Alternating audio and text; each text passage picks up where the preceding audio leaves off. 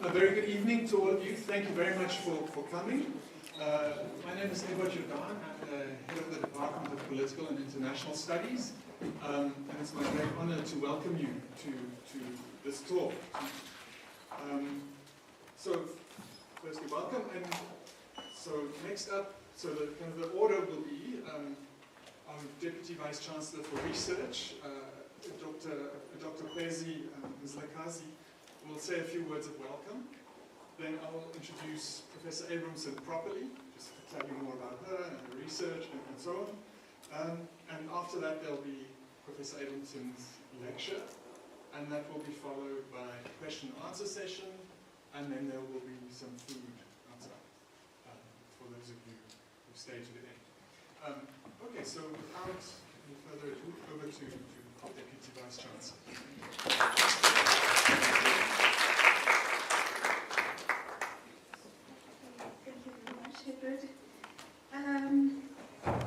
Professor Abrahamsen, I think I am coming a little late to the party, but I am meant to welcome you to Rhodes, welcome you to Makanda, but I think it's happening at the tail end of your stay, which of course automatically means that you have to come back so that we can welcome you properly, right? Colleagues, students, welcome to the annual Nelson Mandela Lecture, hosted by our Department of Political and International Studies. This year, we are honored to have as our speaker the 2025-26 Nelson Mandela Visiting Professor, Rota Abrahamsen. The title of her talk is World of the Right, Radical Conservatism and World Order. The HOD of the Politics Department, Professor Rota, will introduce our speaker more fully, so please, at this point, allow me to say a few words about the Nelson Mandela Fellowship at Rhodes. This fellowship was set up in 2012, so it's been going on now for a good 13 years, and its purpose was to bring a leading international scholar to the politics department, where they could teach and guide our postgraduate students, get to know and collaborate with our staff, and enrich not only the politics department, but also Rhodes University and other political science departments elsewhere in our country. For the past 3 weeks, Prof. Abrahamsen has been teaching a course on Pan-Africanism, meeting with students and colleagues and visiting other South African universities as intended. The Nelson Mandela Visiting Professorship at Rhodes is one of only 2 professorships that carry the Mandela name, the other being the Nelson Mandela Chair of African Studies at Jawaharlal Nehru University in Delhi, India. Now, the Mandela name, as you can appreciate, must be treated responsibly, and we should take extreme care who we associate with it. It is therefore appropriate that the Mandela Visiting Professorship be awarded to a leading scholar from outside South Africa. It is also important that the position be awarded to a scholar whose work has a strong focus on the global South. This indeed what has been the case. In the past, the position has been held by some of the world's most influential and innovative scholars in politics and international studies. These have been Amitav Acharya, Lewis Gordon, and Siva Provogi. Prof. Abrahamsen is currently a Professor of Public and International Affairs at the University of Ottawa. In 2026, she will take up a new position as a Professor of African Studies at Oxford University. As a leading scholar in African Studies and beyond, she is a more than worthy Nelson Mandela Visiting Professor. Indeed, we are grateful for you that you have visited Rhodes and for your presence here tonight. So I'm a zoologist by training, and one of the techniques we use in animal studies is called catch and release. So we're hoping that this visit is not a catch and release situation. We're hoping that this visit will not be your last, and that it will catalyze a long and meaningful association with you, with your current and future institutions, as well as your networks. We hope that it will be an entry point for an impactful and long-lasting relationship between Rhodes and Oxford. And so we look forward to this long collaboration as well as your lecture tonight. Thank you so much.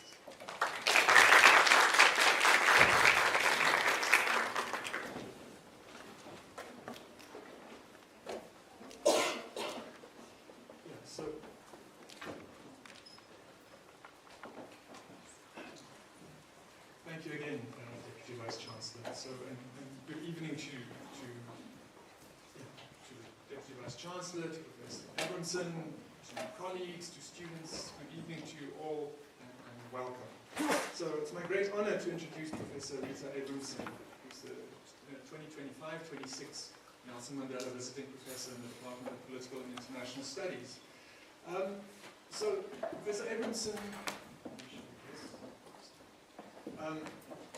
Professor Abrahamsen completed a PhD at Swansea University in Wales in 1999.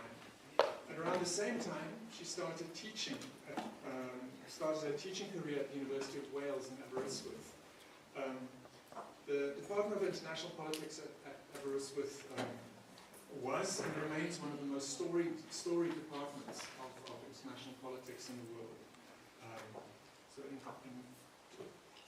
2009, Professor Abrahamsen moved to Canada, where she was appointed as an associate professor of public and international affairs, and soon became a full professor. This is at the University of Ottawa. As the Deputy Vice Chancellor mentioned, in 2026, Professor Abrahamsen will become Professor of African Studies at Oxford. So when I look at Professor Abrahamsen's very influential publications, I find it difficult to judge whether she's more of an international relations scholar or more of an African studies scholar. But what is apparent is that she often studies Africa in order to say something about international relations.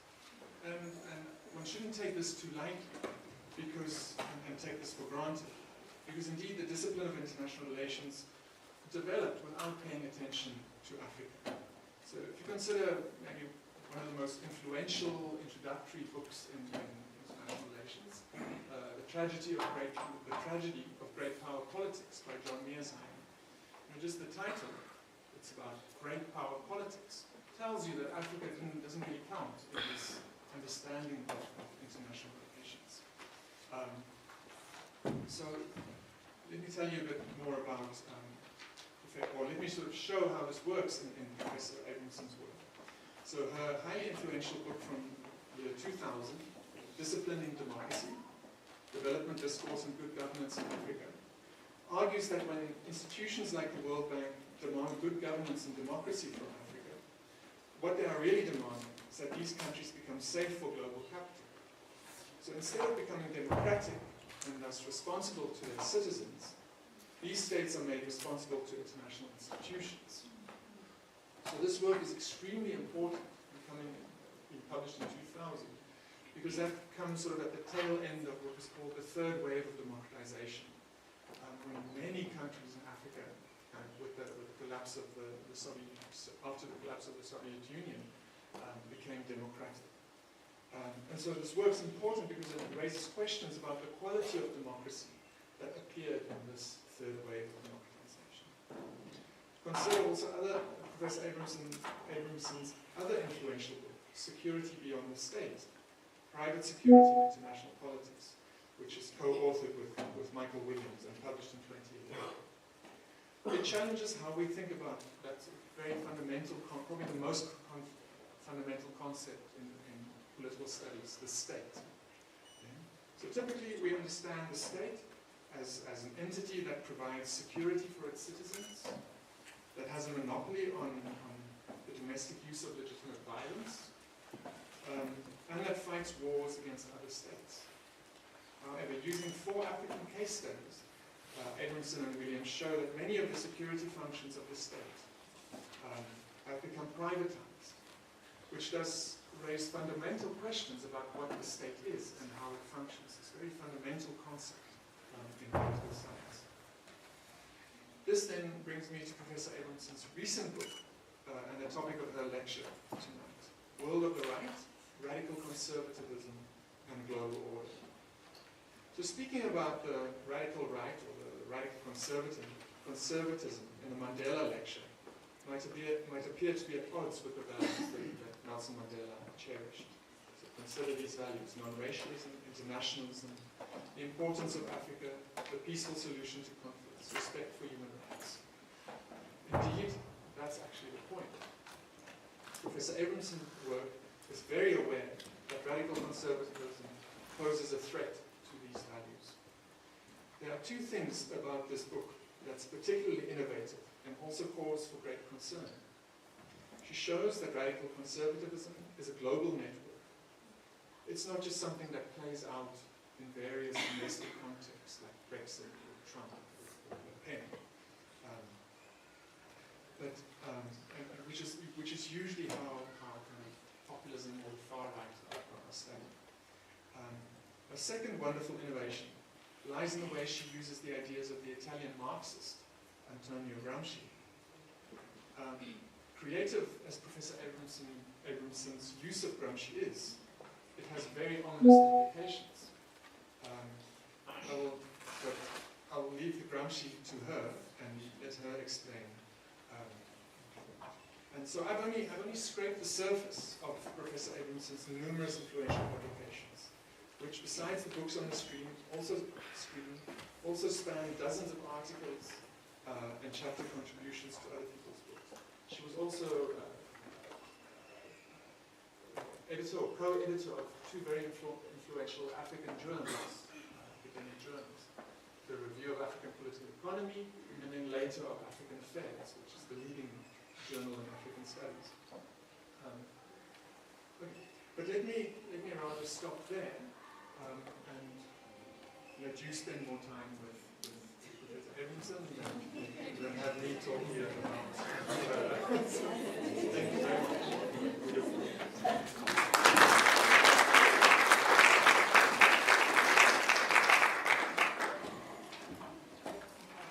Okay, there's my mic on. Thank you so much, everyone, for being here.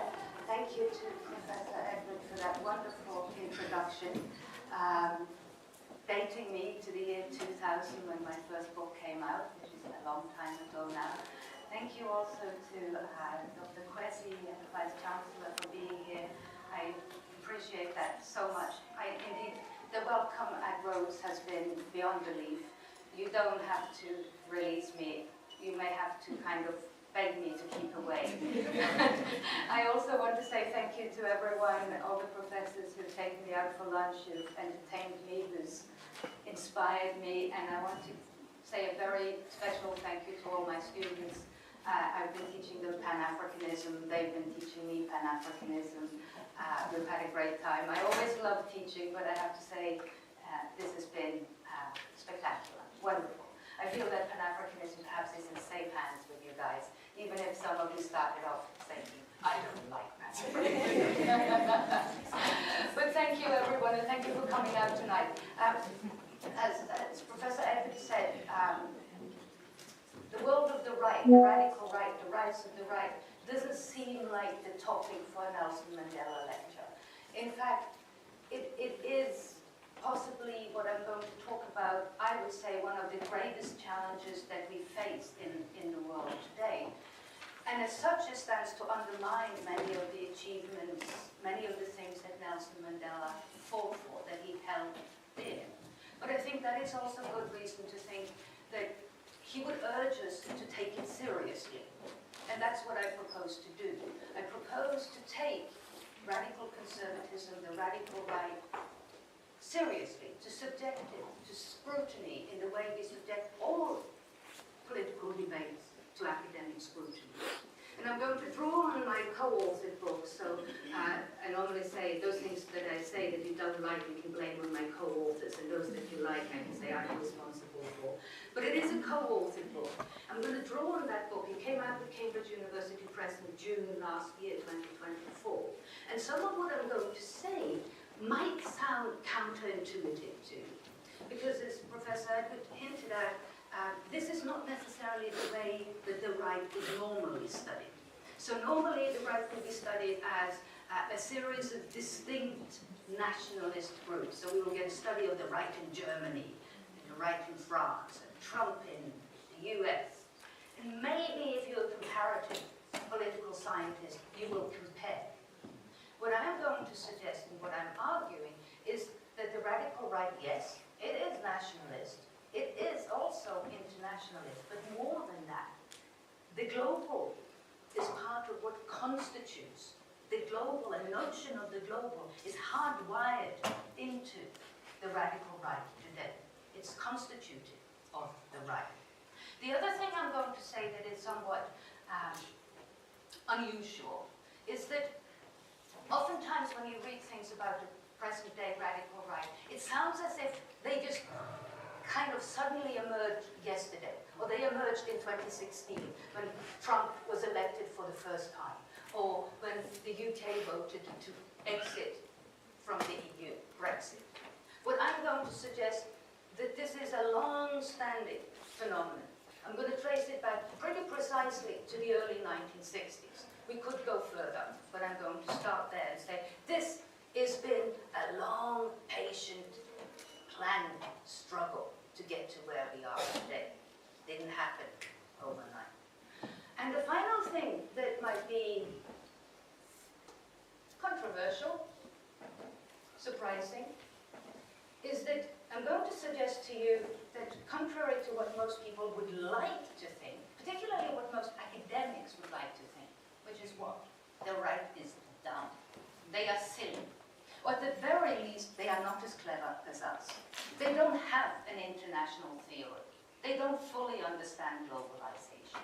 They are populist, which means that they kind of just simply react to things that they don't like in a reactive way. Well, I'm here to tell you that the radical right has a theory of the global. They have a critique of globalization, and that we ignore it at our peril. So what is this global right? Definitions, oh, I hate definitions, because they are so political, and particularly when we're talking about defining something called conservatism and radical conservatism. But briefly put, what I'm talking about when I say the radical right is a group of political thinkers and activists and parties that accept the institutions of democracy as a means of getting to power, but they are illiberal. They are illiberal. That differentiates them from people who endorse violence, street fighting, as a means of seizing power. Both those who endorse violence and those who are illiberal, I would put in the category of the far right, but they are different. And they are also different. The far right is different from what we could call, and what we used to know in the past, there are a few left but not many, traditional conservatives, the Burkeans that believe in gradual change. So that's what I mean by the radical right. When did it begin? Well, we could go far back, but really when the radical right emerged is in the 1960s, and it's in Paris. There's a group of intellectuals, Alain de Benoit, Dominique Venner, people like that, who in the 1960s, when Paris is the home of the radical left, the revolutionary radical left, these people begin to see themselves as part of that new right, la nouvelle droite. And the new right in France are saying this: we need to abandon street politics. If we hang on to the fascism and the violence of fascism, we are never, ever, ever going to be in power. None other the left-wing icon, Antonio Gramsci. When Gramsci was imprisoned by Mussolini during fascism in the 20s and 30s in Italy, he sat in his prison cell and wrote his notes that are now known as the Prison Notes book. And what he thought of in his prison cell was how to to win the revolution. And he came up with the idea that, again, we have to change the way people think. We need a counter-hegemonic struggle. He also called it a war of position, meaning, again, that if you're going to win in the political sphere, what you have to shape is the way people think, is how they see the world, is who they think they are. And when you've done this, then you can enter into the political realm, because you've changed what he called common sense. So he urged his revolutionaries on the left to engage in a war of position, not a war of maneuver, which is the seizing of the state by violent means. A long, patient march through the institutions by focusing on ideas, culture. In the 1960s, the radical right in Paris fell in love with Gramsci, and it's a love affair that has not ended. When we started working on this book, what was quite amazing was that everywhere we looked at the radical right, Paris, US, Brazil, India, they all quoted Gramsci. They're all reading Gramsci. And the other thing they've taken from Gramsci is that you don't need to have success in the political sphere. You don't need to have a strong party or a unified ideology where everyone thinks the same or are the same. It is sufficient to construct equivalences.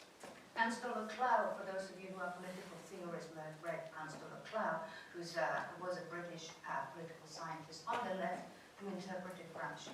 He wrote about the success of a political struggle to be achieved by constructing equivalences. So you need simply, but it's hard, so it's not simple, to make sufficient amount of people, regardless of where they are situated in the world, to feel as if they are part of the same struggle, to recognize themselves in the oppositions that you draw, to recognize themselves in left-wing terms as part of the working class that opposes the bourgeoisie or the owners of the means of production, to speak in left-wing vocabulary.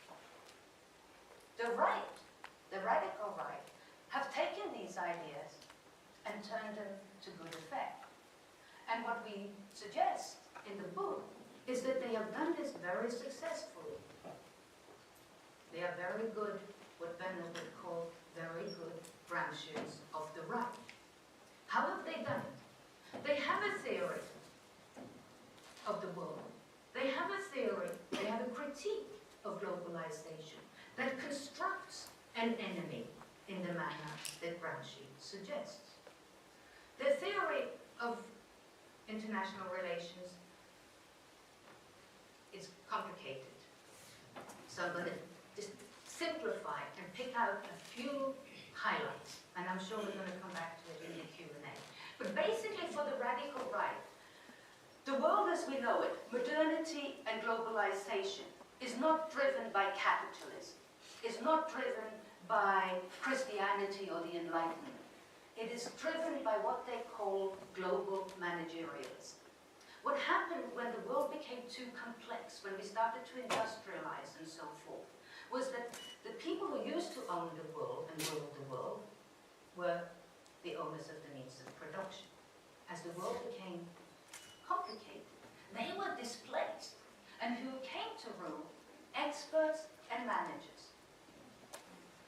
And what has happened as time has gone on is that the logic of managerialism, the logic of liberal managerial rule, is what dominates the world. And it's what drives globalization. We are ruled by experts. We are ruled by liberal experts. And where do they sit? Well, they sit in the individual states, in nations, and tell us what to do and what not to do, what to read and what not to read. But they also sit in the global institutions, in the UN. They go to Davos for the Economic Forum. These are the experts that the radical right says drives globalization, drives liberal globalization. And why do they not like liberal globalization? Because liberalism, globalization, ruins what they value most: traditions, cultures. When liberalism and global liberal elites spread around the world, they ruin traditions, they say. They flatten the world and they make everything the same. So that whenever you go anywhere, you know, the world looks pretty much the same. You can have a Starbucks or drink a Coca-Cola. They ruin what makes it special. So the radical right is actually suggesting that the beauty of the world is its difference. And what that does, this opposition to what they call the new class of managers, a new class of experts, this global elite, of which I am most clearly a member, right? Cosmopolitan, liberal, educated, not rooted in the society where I grew up. What the elites do is to destroy everything that is worth keeping. And what this way of thinking, what this critique of liberal globalization and liberal managerialism does for the radical right is to construct precisely equivalences. It allows the radical right, let's say in Hungary, to make common cause with people in other parts of the world, with parties in other parts of the world, that also feel that their culture is being bullied by liberal experts from the US. So when Viktor Orban in Hungary says to the EU, don't come here and tell us what to do, we are Hungarians, we want to do it our way, his attack on global liberalism finds echoes in very many other parts of the world, where the elite, the global managerial class, has a different face, has a different name. They are more or less the same. They are equivalent. They are part of what upholds the liberal system, the liberal world order. So that's their critique. That's their kind of Gramscian reading of what's wrong with the world and then how to fix it. They give us an enemy. But the radical right has been super preoccupied with ideas, like I just explained. But they haven't sat around in their ivory towers and only done philosophy. They know that ideas to be effective, the counter-hegemonic struggle to be effective, you need to build institutions. Ideas don't float freely. They travel throughout the world, but they travel by means of people, by means of institutions. So if you're going to have an effective counter-hegemonic struggle, you need to build those institutions. They've done that too. They've been good practical branches. So when you read about the radical right, most people will spend a lot of time focusing on their kind of transgressive behavior on social media and digital media platforms. They'll talk about, X or Twitter and how they're trolling people and how this has been a big part of how the radical right has managed to become so influential in so many countries. But what we argue in the book is that they've also engaged in this counter-hegemonic practical struggle on the way more traditional intellectual battlefields. They've engaged on the intellectual battlefields of academic publishing and of universities and of think tanks. So what I want to suggest is that traditional intellectual battleground has been just as influential in making these ideas intelligible and available in the world. And if we look at, for example, how they've gone about it, what we can see in the last decade and a half, maybe now 2 decades, is a massive growth of academic publishing or quasi-academic publishing houses dedicated to publishing right-wing literature. The two most prolific ones are called Arctos and Countercurrents. One started by a Swede and the other one is based in in San Francisco. But it doesn't matter because they publish globally. And one of the first things that they did when they started was to look to the French in Paris, to Alain de Benoit, Dominique Venner, these people that I mentioned from the 1960s who started this whole wave. But their books were only available in French, and many people don't read French. So the first thing they did was to look to Paris and to translate these books into English for the first time ever. Then they were translated into Swedish, then they were translated into German, and now you can buy them on Google. Sorry, Amazon Books, right? One click, there they are. The other thing they did very quickly was to try and construct an intellectual canon, right? So we all, in all our disciplines, we have the canon. Professor Jordan mentioned Mearsheimer, right? So in IR, we have our canon, we have our books that you must read, right? To be taken seriously or to be a discipline. So the right went about finding old texts that they reissued and republished. Oswald Spengler, Decline of the West, is now a bestseller on many of these websites. It was pretty much forgotten. Julius Evola, so older texts of the right. And what they are trying to tell us is that the right is a serious academic project. Ideas matter. They're trying to construct for themselves an intellectual pedigree. And they are also very much trying to normalize these ideas, to make them easily accessible. Because if you can buy the books on Amazon, and then you have a journalist sitting writing a report, and they're thinking, okay, who should I phone for comment on this? Oh, she just published a book, I can phone that person. So now you have the right entering into the mainstream, little by little. I should add, of course, that anyone who's written a book knows that just because you've written it doesn't mean that anyone reads them. So we shouldn't sort of think that just because there are a lot of books, it matters. But what it does signal is that they see this as an arena in which the struggle has to take place. They've also targeted universities. So we know anyone who spends time around the radical right knows that they don't like universities, or they don't like our kind of universities. They don't like professors, they don't like students, they don't like our books, right? Because what do? We educate the next generation of Vogue people. We educate, you are going to be as students, the next generation. But it doesn't mean that they are anti-elitist.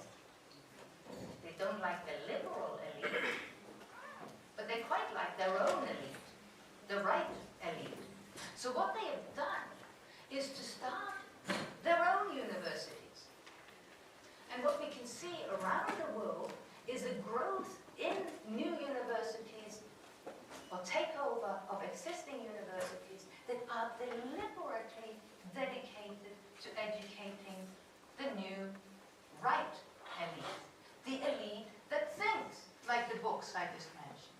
The elite that are schooled in the critique of liberal globalization from this perspective. There are many of them. Hungary is probably the most interesting and at the forefront of this development. Viktor Orbán, the Prime Minister of Hungary, threw some $1.7 billion at one university that he started in Hungary. It's now in 24 cities across Hungary, and it has links with universities all over the world, even exchanges with Cambridge. They thereby kind of, again, normalize these ideas. In France, Marianne Maréchal, who's the niece of Marine Le Pen, who's the leader of Rassemblement National, which is the biggest right-wing party in France. Marianne Maréchal has started what she calls a finishing school for ultra-conservatives in Lyon, in France. The finishing school for ultra-conservatives, no less, is deliberately designed to target and undermine the power of Sciences Po and the Sorbonne, which are seen as the left-wing institutions that so far has dominated the state bureaucracy in France. So we don't like Sciences Po, far too left-wing. Let's start our own university in Lyon and teach right-wing values.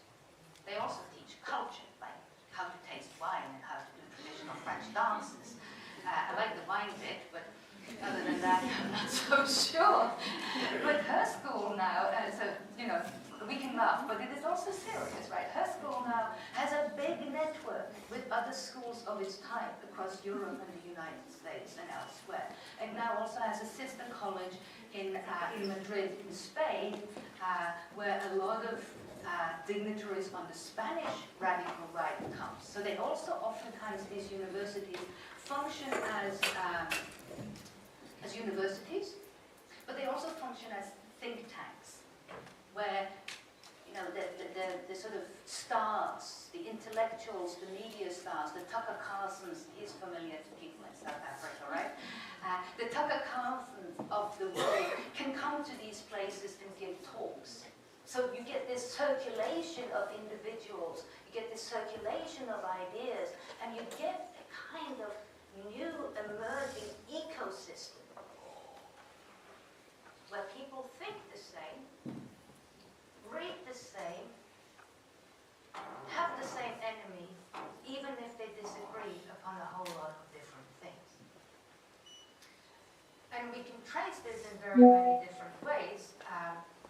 I will stop there in terms of that part of the talk, but only to say this is one way in which these movements are clearly internationally linked. But it is also one way in which they are clearly seeing that if they are going to achieve what they want to achieve, they have to think internationally and globally, much as they are nationalists still. Okay, so I'm not suggesting that they are going to succeed. I'm suggesting that they have gone about it in a pretty systematic Gramscian manner, but it's not coordinated. There isn't a puppet master. There isn't a central war room here that sits and tells people what they can do. It's uncoordinated. It is spontaneous, but it's also in some ways networked. If they succeed, what would the world look like? What would the world of the right, this is the title of the book, what would the world of the right look like? Well, it wouldn't be like ours. It wouldn't be like the world we know now. We can't say for sure what it's going to look like, because these are very diverse, very multifarious movements. They disagree on a lot of stuff. Not all of them even have a vision of the world. Not all of them have a foreign policy. But we know enough about how they think. We know enough about how they see the world. We know enough about what they don't like to begin to draw a picture of what their world would look like. And I'm going to point to three aspects of this for you. Three closely interconnected, closely overlapping issues, themes, that if the radical right gets the world that they want, it would be somewhat like this. It would be more sovereigntist than our world. It would be more civilizational than our world. And it would be more multipolar than the world we have today. So let me say a little bit about each of those three topics, and then I will wrap it up for you to have a go at questions. Sovereigntist, a world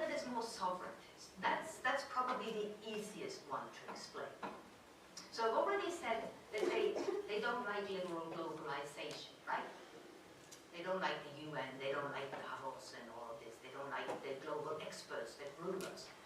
But much as they are anti-globalist, and they are anti-globalists, they are not necessarily anti-internationalists. They're not looking, first and foremost, to smash and break up all the international institutions or the international architecture that we have. They're rather looking to change them from within.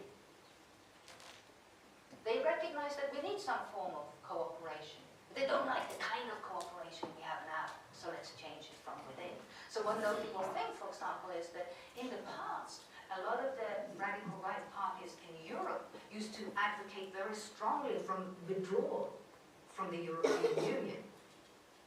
Rassemblement National, AfD in Germany, they don't do that anymore. They want to be in the EU so they can change it. And how are they going to change it?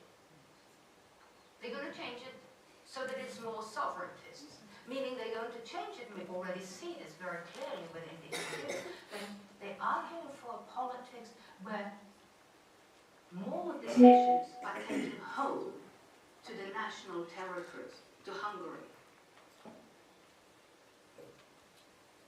I was going to say Britain, but it's no longer in the EU.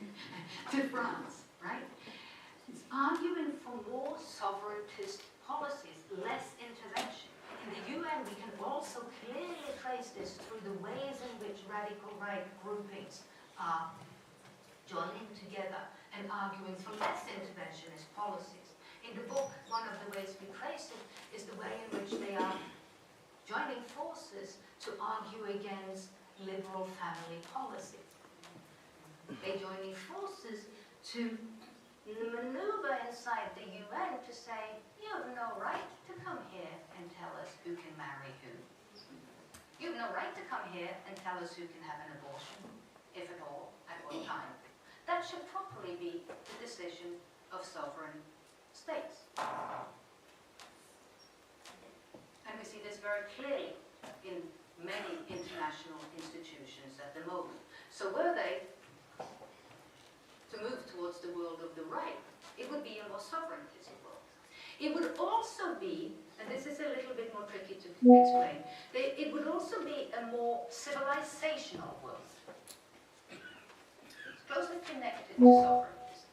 But civilizationalism, the radical right, in different ways, there are many, many, many different articulations of this, but in different ways that they believe that the world is made up of civilizations. It's made up of different cultures. And cultures, as I said earlier, is the true beauty of the world.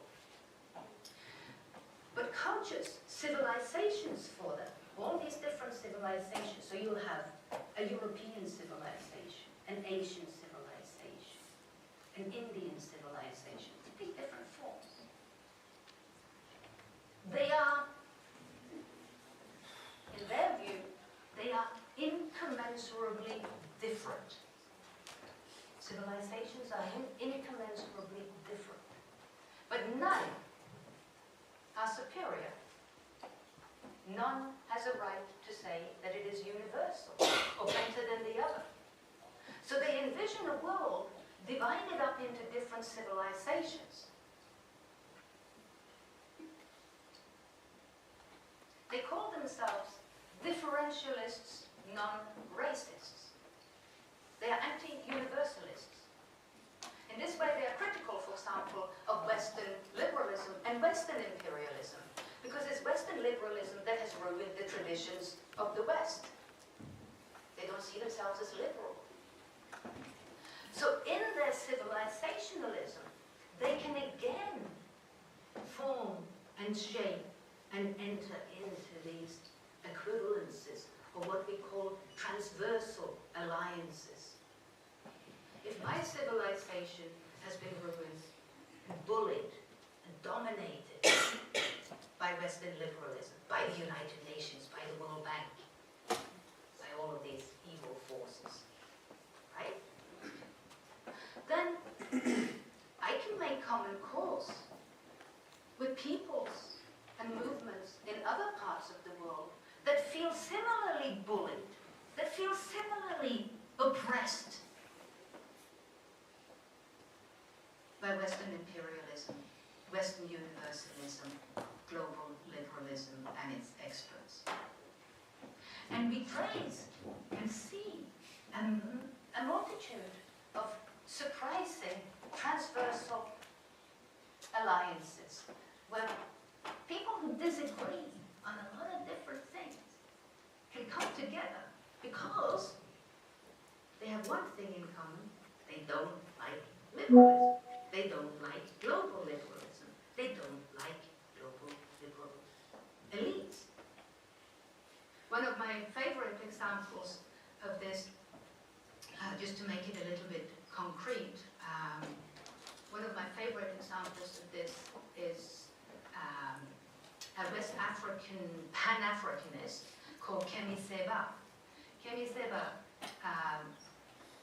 calls himself a super-Pan-Africanist, which means that he's more super in his Pan-Africanism than anyone else. Yeah, go figure. But he's a radical left theorist, or that's what he calls himself. He is super opposed to French imperialism. He pretty much hates the French. He's led a very successful campaign against the French CFA franc and been at the forefront of getting France out of West Africa. He is an ethno-nationalist, which is a variety of civilizationalism. Who's Kemi Seba's best friend? They are on the radical right. Alexander Dugin, who is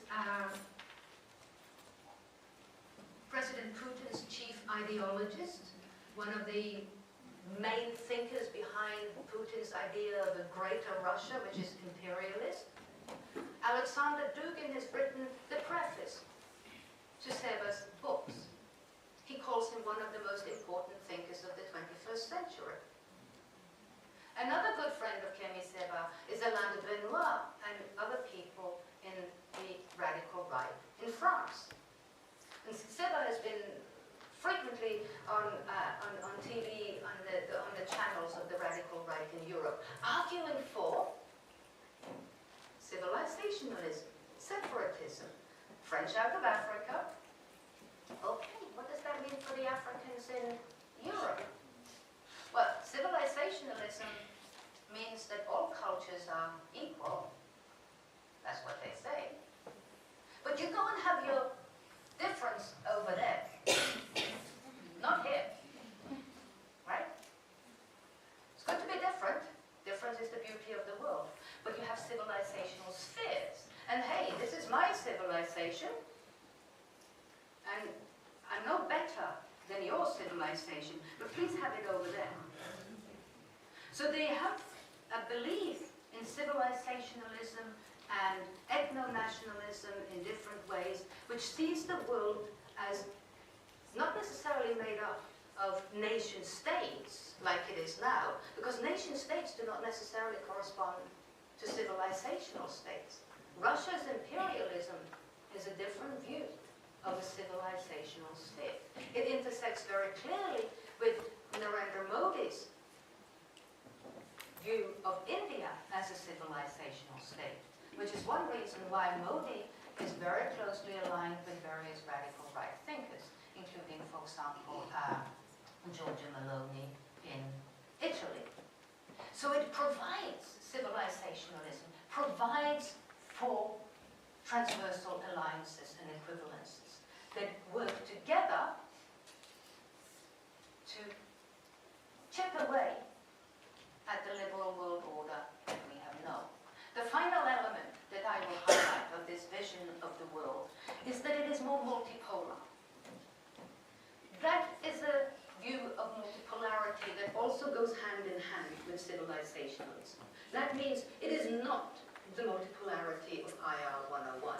IR 101, which of course I never took, but I imagine it would tell you something like that multipolarity consists of a situation where you have different states of roughly equal power in an international system and it's sort of balanced. the multipolarity of the radical right is a multipolarity made up of different civilizations that can then dominate their spheres.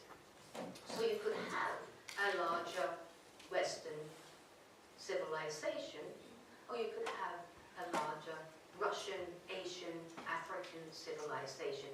And within that sphere, they would have a right to dominate. Or they could fight it out, who knows, they say different things about this. But none of these have a right to dominate or be unipolar. None of these civilizations have the right to dominate the whole world. Unipolarity. It was very striking. A few weeks, in one of the first interviews that the Secretary of State, Marco Rubio, gave after Trump came to power the second time. In one of the first interviews the Secretary of State gave, he said something like this: you know, that unipolar moment that we've been living through, that's not normal. That's not normal. Multipolarity is a much more normal state of the world, and in a way he said, we're probably already moving there with China and Russia. It is not a world that is non-interventionist, as some people say about the UN, it's isolationist, that's not true. But it is looking within a sphere of civilizational influence, and it's looking for a world that is balanced between multiple poles in a different way. Again, we see here then how the radical right in various parts of the world can make common cause with others who support multipolarity, like South Africa, also supportive of multipolarity. It also makes common cause with countries like India, China, Russia, and so forth. I will finish up with two brief comments. First one is, I think that many people who study the radical right spend an awful lot of time looking for differences, looking for the latest way in which they're going to fall out because they are nationalists. They always fall out. They always argue. They always split. But I think if we spend all of our time parceling them out and finding the differences between the Hungarians and the Americans, and the French and the Italians, we're missing the bigger picture. We're missing the way in which one of the key innovations of the contemporary global radical right is their ability to live with difference, to create equivalences. And in this way, I think they are somehow, I often call them post-postmodern. They are larger than the sum of their parts. And if we want to understand and poke holes at their successes, we need to come to terms and we need to try and understand their forms of internationalism and their forms of global interconnectedness. The final point I want to leave you with is that this world view that I've painted for you, whether or not it comes to fruition, is not a non-hierarchical world. It's not a world where cultural difference will be appreciated in its different souls. It is a world where the praise of diversity, cultural diversity, facilitates new forms of exclusion, facilitates new hierarchies, very, very clearly so. And if this new world of the right were to come into being, illiberal forces of all kinds, would be able, I think, to get away with way more than they are getting away with today, with much less international oversight and much less international critique than we are currently seeing. And I think that is one reason why we do need to look carefully at these movements. And it's probably one reason that, it is fitting for for everything that I've said that is so contrary to what Nelson Mandela stood for, it's probably one reason why he would urge us to take them seriously and subject them to serious scrutiny. So thank you very much for listening. I look forward to your questions.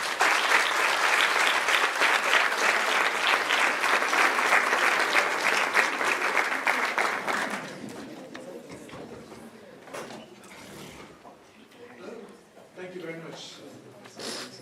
I think I'm going to take 3 questions. I have a pen, and I have a head, but I can hopefully keep it in my head, but I'll write it down if I need. Yeah, so we have, do we have people with microphones? Who are going to move the microphone? Oh, sorry, there's a question. Otherwise, I think it's small enough just to speak up. So Mandela, and then Tito, and over here, and then we'll go to that side. Okay,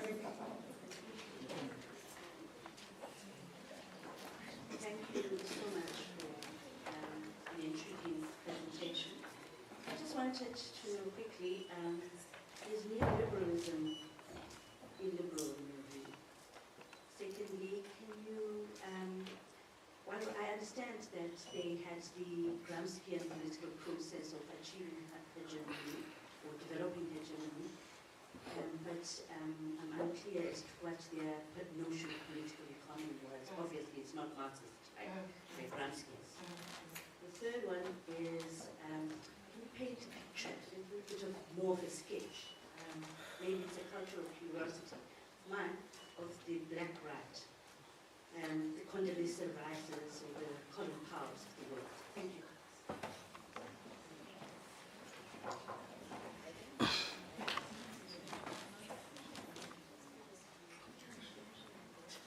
Hi, Prof. I hope you're well. Thank you so much. So my question is related to global capitalism and what the rise of the conservative right could mean for global capitalism. So obviously, I think to some extent, global capitalism does insist upon the fact of having an integrated world and a globalized world. So does the global right want to de-link the idea of, having this global market in order for us to have more sovereign states? Or are they also still pro for these markets that will, essentially then, reinforce those hierarchies that I think the global capitalism does, enforce?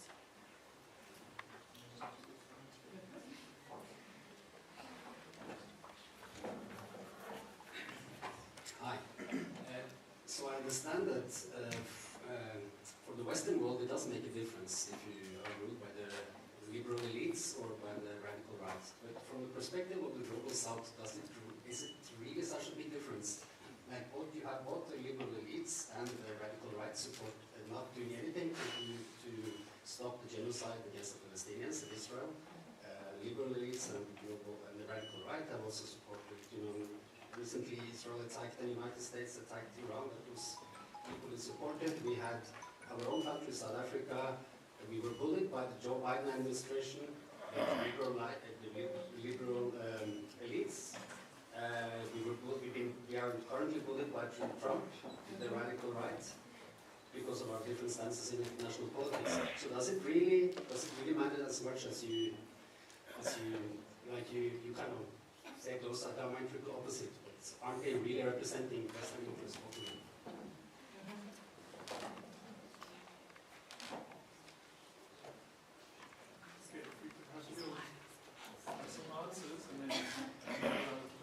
Yeah, okay, thank you. Those are interesting questions. So I think there are 2 questions about neoliberalism and political economy, so I'll just roll them into one. First of all, to say my work has been primarily in the realm of ideas and ideology on this, not in the realm of the economy. There is increasingly good work coming out on how the radical right thinks about economy, how it thinks about the political economy. It is clear that here there are also very strong differences. I mean, we see that very clearly illustrated even within the Trump administration, right? There are people who love the tech bros, the people who want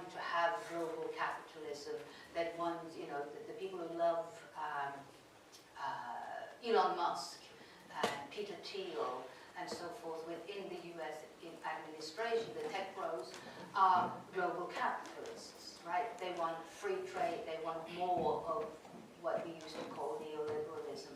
But there are also people within the Trump administration and around the Trump circle who are fiercely opposed to this. So if we take somebody like Steve Bannon, who was his chief advisor in the first period, and it still has the air of Trump from time to time. It seems one falls in and out of favor. Bannon hates the tech bros. He hates all of them. He thinks they are traitors to the cause. And he wants a much more kind of nationalist economy and non-neoliberal.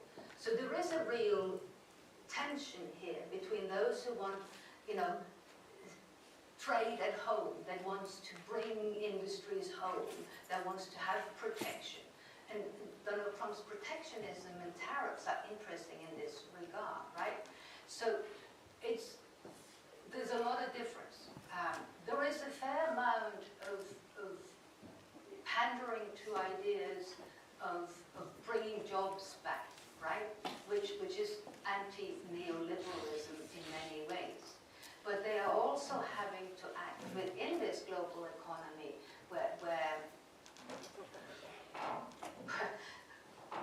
where you constantly come up against the fact that, for example, a lot of the people that pay you are the super rich who want the global liberalism. So I think there's still a lot of work to be done on this aspect. What kind of political economy are they favoring? And it is quite mixed. And we will see where the current experiment leads us. I think that's still up for grabs.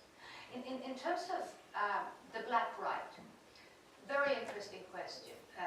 Is there a particular black right, or is there just a right that happens to have a different color that isn't white, right?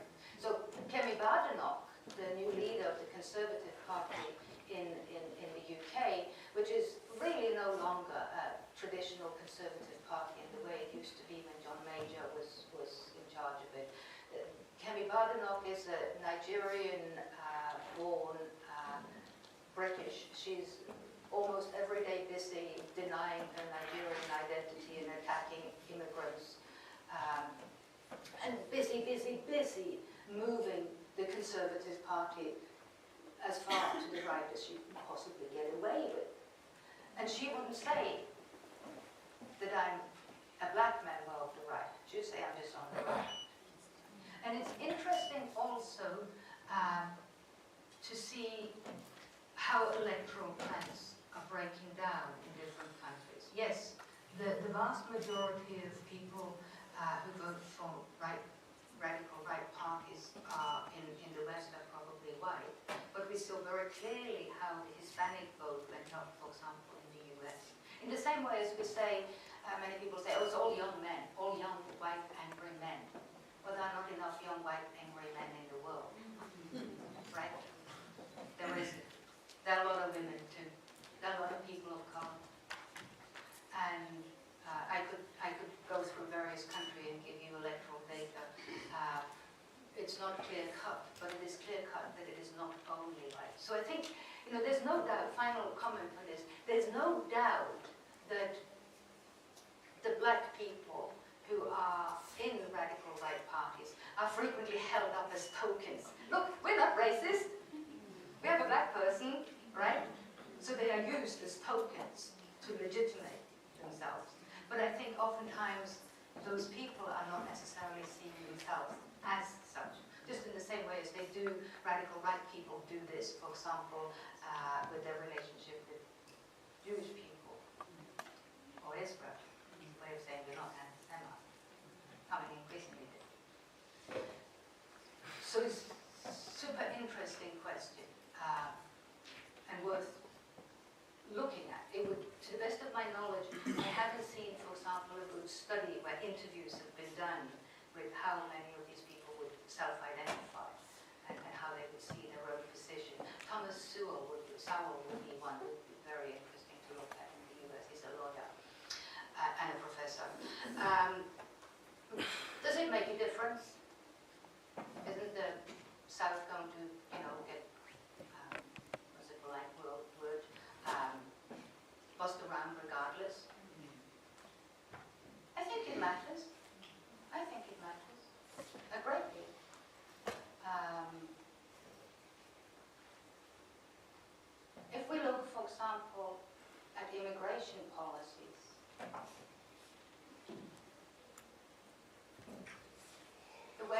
which radical right parties are now beginning seriously to talk about repatriation and re-migration, sending people back.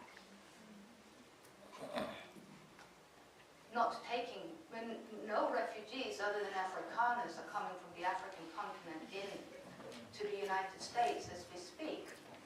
That matters. Uganda is going to have to house even more of the refugees.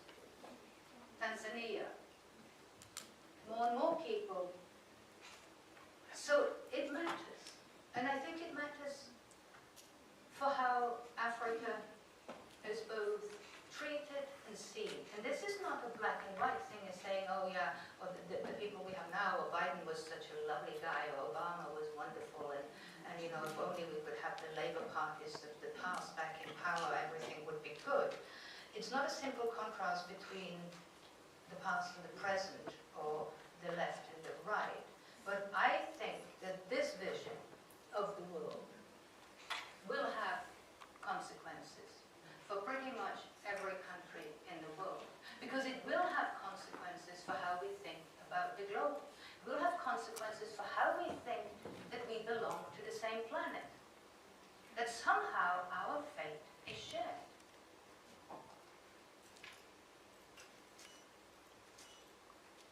They don't think it is in the same way. And then we could go on to talk about climate tonight, but I'm not going to go there. So I think it matters. You may think it doesn't. It concerns me deeply. Thank you. So we're going to try on this side of the room. If you have any questions with the white and the blue cap. There's a mail. And one more. Sorry. Oops. Okay, hi. Hi. My question is sort of basically, you can correct me if I'm wrong. So the new right, tracing it from the 60s as you did, is sort of, they feel like hard done, right? Like the world has been ran by these liberal elites for decades and decades, and you know, now we're sort of like we're taking it back, or we want to impose things our way, or do things our way. But I feel like my question is around, so where is the actual left in this? Because it's not leftists, no hard leftists who are like in the UN and deciding on policies, or like spreading Starbucks all over the world. It's liberals, it's centrists. So it's not really a new right versus left thing. It's more of the right versus center people who in a lot of ways would agree with them in some things. So my question is, where is the left? Like, where's the actual left? And what can the actual left do?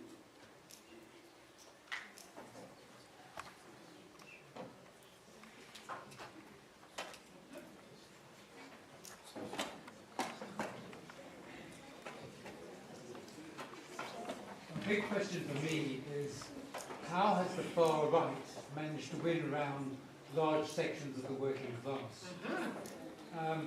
How does the appeal to ideas, culture, tradition, divert attention away from material interests? We're living in a world of rising inequality, but we don't hear, as far as I can see, the far right ever talking about inequality. It doesn't seem to be on their agenda.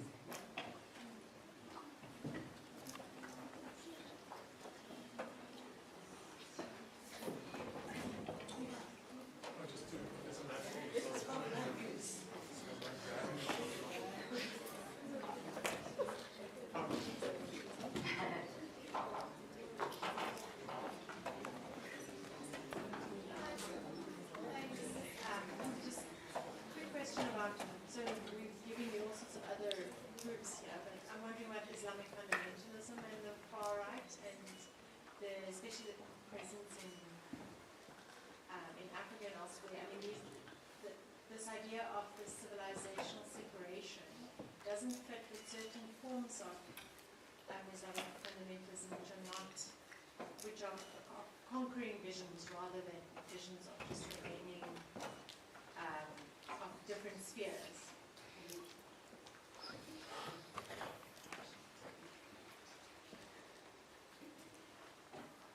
Okay. Excellent. Thank you. Excellent questions.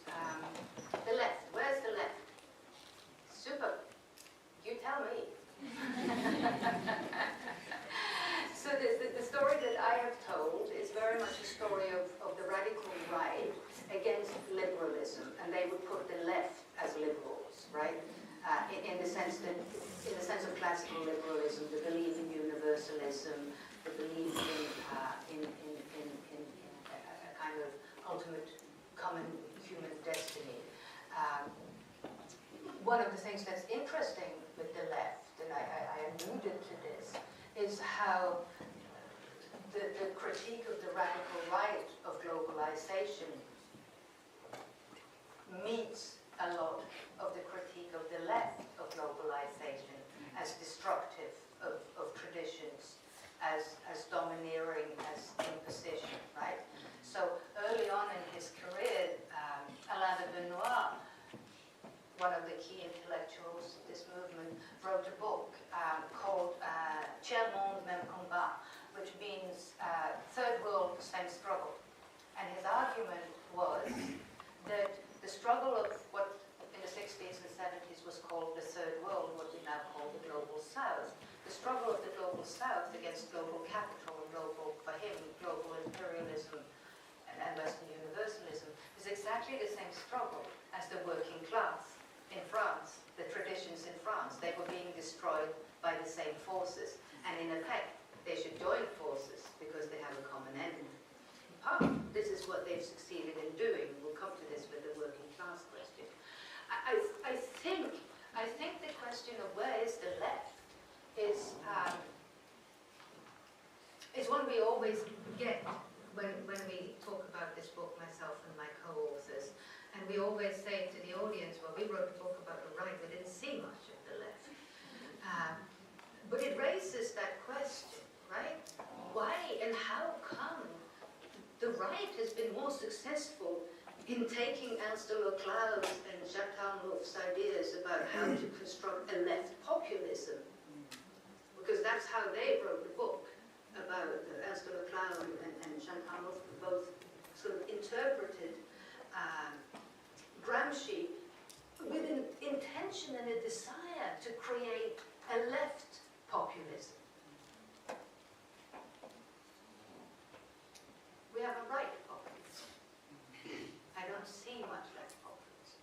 And certainly not one that has succeeded to mobilize at the global level beyond, and I think one could point to, people often say, you know, Black Lives Matters, maybe the campaign somewhat around Gaza, but it's not all left in the same way. And I think this is in one of the reactions and some of the reviews and comments on our books, it's kind of spurred, okay, can we find a left here in a way? I don't have a good answer to it. I think it brings us to the question about the working class, because I think they connect, and the question is a very pertinent one. How come the working class is now voting, what we would say with the left, against its interests for the right? How come they're voting for a billionaire who doesn't care? I mean, Trump, right? I know we're recording, but I don't think it's controversial to say that. I don't think he cares, right?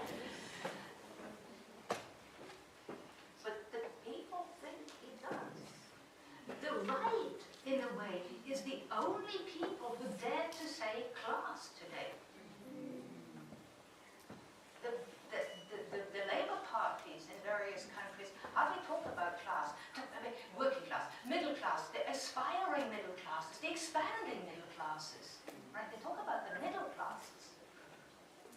They don't really talk about the working classes.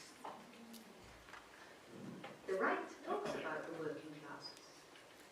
And they talk about bringing jobs back, bringing the steel workers back, right? They also talk somewhat about inequality, but in a very specific way, right? Inequality between particular people and others. So they're quite targeted in the way they talk about inequality. But it is very interesting to see how the working classes, you know, we did some preliminary just scanning of party programs. None of us are political scientists, so we're bad scientists. But you know, some preliminary scanning of party programs, so you can define mainstream sort of Labour parties talking about working class, and you don't, right? But it's a lot. And for example, Rassemblement National in France.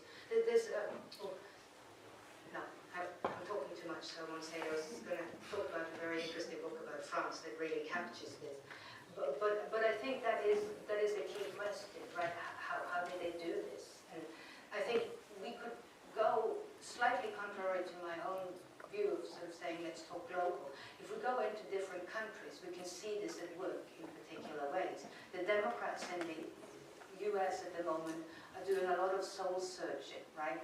There was this accusation against them that they spent too much time talking about gender pronouns and not about real inequality between people and classes, and that backfired. Why spend so much time on gender pronouns instead of class, right? And that is, from what I hear, a conversation that is taking place in democratic circles in the US at the moment. Islamic fundamentalism, how does it fit? I think for some, so I don't really have a good answer to this.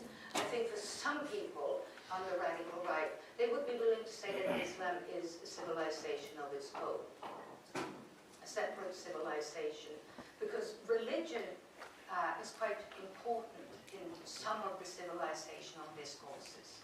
But it is also clear, and this is important to underline, that Islam has, in Europe, not so much in the US, but in Europe, Islam has functioned as an other against which a Christian civilization has defined itself. So some people, some thinkers on the radical right will not speak about a Western civilization or a European civilization. They will speak about a Christian or a Judo-Christian civilization. And it's explicitly constructed against and in opposition to an Islamic. And the religion, the religious aspects here is not so much going to church every Sunday. It's quite a sort of civil conception of religion. It's more like we are Christian, but we're not religious. But we know we're not Islamic. So it has, in that sense, Islam and Islamic fundamentalism has played a crucial role in the growth of the radical right in parts of Europe. We'll take one last round of You're exhausting them. You don't often give the Nelson Mandela visiting professor. Do me a favor. So there's one question, one more. A third question. Okay, so we'll make two more questions and then so everyone's go on. Hello. Hi. Thank you so much for this lecture. It was very insightful. I think I've learned a lot. My question is basically very, very basic. It's just asking, do you think that we are not, do you think we are moving towards a right world? Because as you were speaking, a lot of things came up to mind, but like one recurring thought came to mind, which is the BRC, right? And you mentioned like traits such as sovereignty, civilization, and multipolarity. And all of these things is what I would associate with China right now and the role of the BRC in African states, right? So don't you maybe think we are already moving towards that type of world and away from, I don't know if I'm making sense. Yes, you are, very much. Yes, And away absolutely. from liberal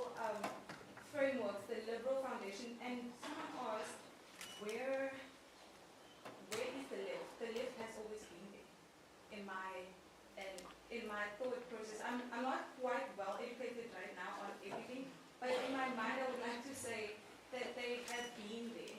And the reason why the right, you can see the right so much is because I don't want to say they are targeting, like specifically I think about, you mentioned inequality.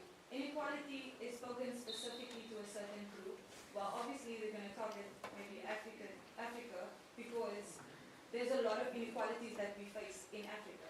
And I don't know, it's a strategic line, I'm not sure. Yeah, no, let me just wrap that up. Yeah.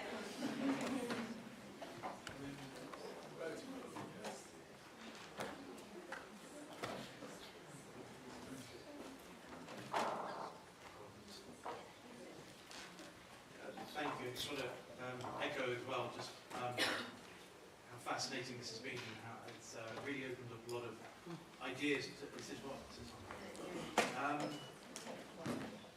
I think growing up in South Africa and looking at history, thinking that nationalism doesn't work, and you've only got to look at the history of South Africa to show that nationalism doesn't work. But it seems like rather than going never again, we're going around a circle of here we go again. How does the sort of the right of the world interpret what would otherwise be over a century of failure and massive destruction? Does it just ignore it? Is it part of its overall narrative? Because it seems like there's a whole history of fascism and Nazism which is, it has to be interpreted in some way, and it's still not quite clear how they're able to live with themselves if they feel like they're part of that kind of overall narrative. Thank you. Excellent. Yes, that's excellent. So,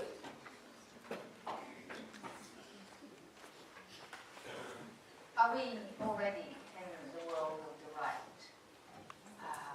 I think we know. But is the world becoming more illiberal? Absolutely. Absolutely. And some people are beginning to talk about illiberalism as a new lens in which we need to begin to interpret the world around us. So it's not only the right, it is the decline of liberalism, the failure of liberalism. And is it possible to think past liberalism? If liberalism is to blame for a lot of the ills of the world, how do we think past it without giving up some of what it actually did that wasn't, after all, so bad, right? So what would a post-liberal world look like? Not necessarily illiberal, but post-liberal.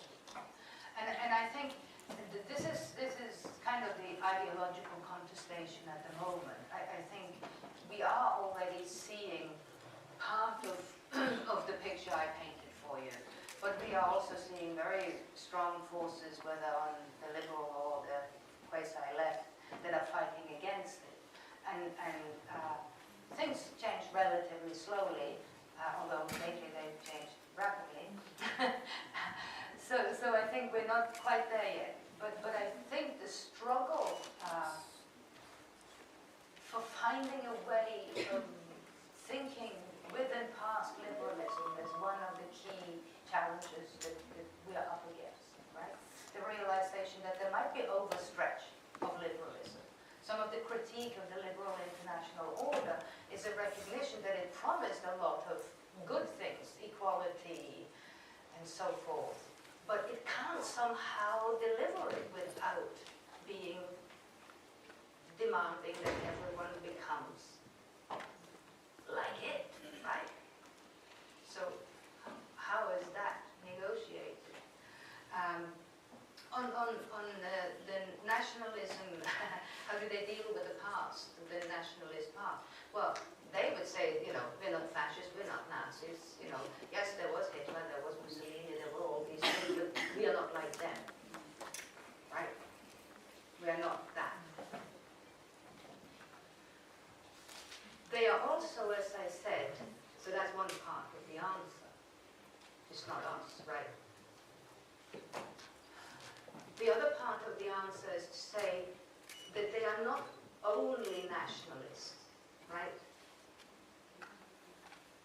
They are also internationalists, but they're not globalists.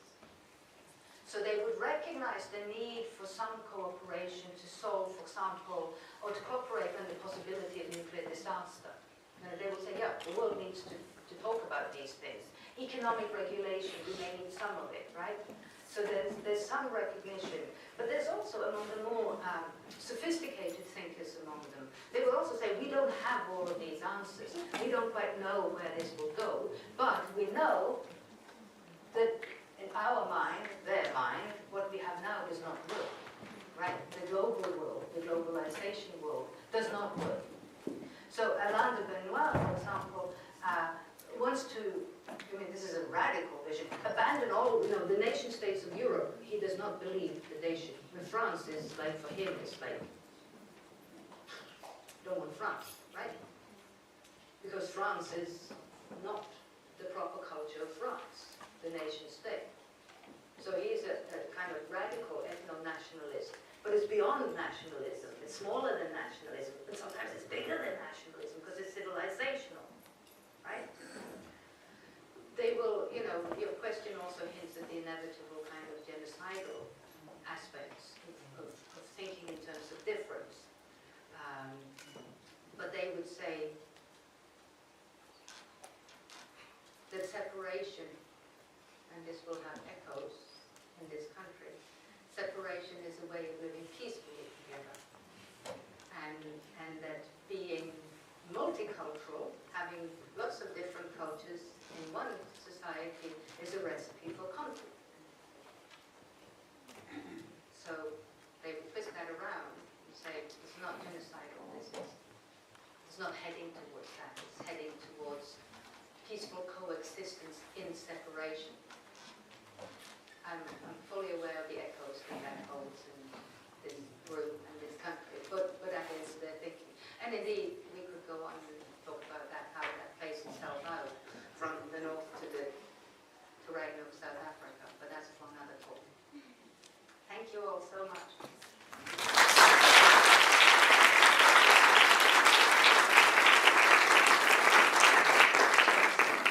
Thank you, Professor Evans. When I was writing the introduction, sort of a little bit to introduce you, the one thing I wanted to say is to speak about your incredible range. So you look at the sort of the books, it's about development, it's about security, it's now this, the way you spoke tonight, you pulled examples from all around the world, the West African ethno-nationalists, and so I think it's a really wonderful example for us as scholars, but also for students of how much there is to learn, how we should try and tie things together. So thank you very much for that. It was really a great example and very interesting. Thank you. Thank you, everyone.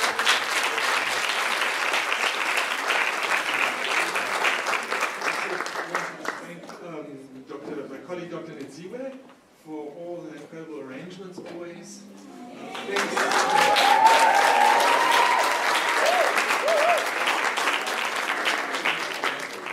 But she will also say these things, it's not just her, it's many other students who help her, and thank you very much. We are very proud of you and very grateful to all the many students who always help. They're sort of scattered all over. For example, thank you to them. Thank you.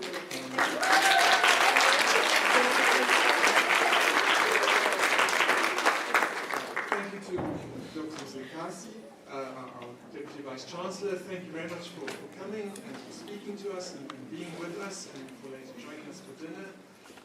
We're honored to have you and very, very happy to have you with us. And then